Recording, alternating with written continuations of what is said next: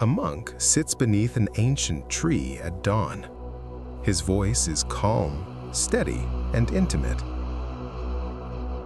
I once believed that the mind was like a small cup, limited, fragile, easily filled with worry. But my master smiled and said, "The mind is not a cup, it is the sky. Only your thinking makes it small." Today, let me speak to you, not as a teacher above you, but as a fellow traveler, about the power of thinking big. When I first entered the monastery, I was afraid of big thoughts. I believed thinking small was humility. I believed wanting more clarity, more impact, more meaning was greed disguised as ambition. So I shrank my dreams. I told myself, this is enough, do not reach. But peace did not come. Restlessness did. One morning, my master asked me to carry water from the river using a cracked pot. No matter how many times I tried, water leaked out before I reached the monastery. Frustrated, I said, "This pot is useless." He replied gently, "Look at the path." Flowers had grown along the trail, fed by the water that spilled. Then he said words that changed my life. When you think small, you only look at what is lost. When you think big, you see what is created. Thinking big is not about ego, it is about perspective. Most people suffer not because life is too heavy, but because their thinking is too narrow. They measure themselves by yesterday's failures, by other people's expectations, by fears borrowed from the past. But a small frame cannot hold a meaningful life. In the monastery, we learned that thoughts are seeds. Whatever size seed you plant determines the forest you will walk through later. Small thoughts grow into survival. Big thoughts grow into service, purpose, and peace. Let me ask you something quietly. How often do you limit your future because of your past? I once met a farmer who came to the monastery seeking advice.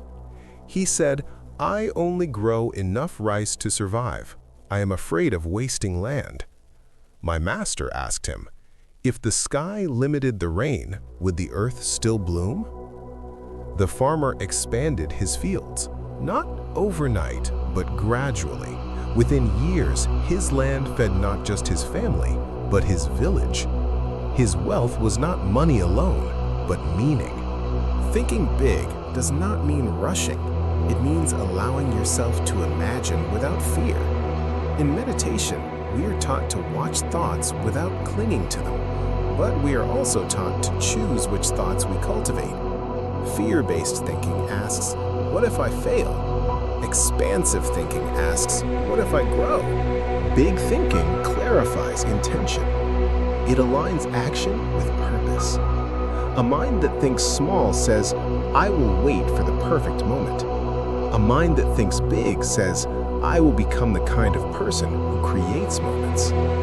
Thinking big does not require loud confidence. It requires quiet courage. The courage to sit with yourself, to question old limits, to release the identity that says, "This is all I can be." My master once told me, "You do not expand life by adding more. You expand life by removing the walls inside your mind." So, today, I invite you to pause, breathe, reflect. Ask yourself, where am I thinking too small?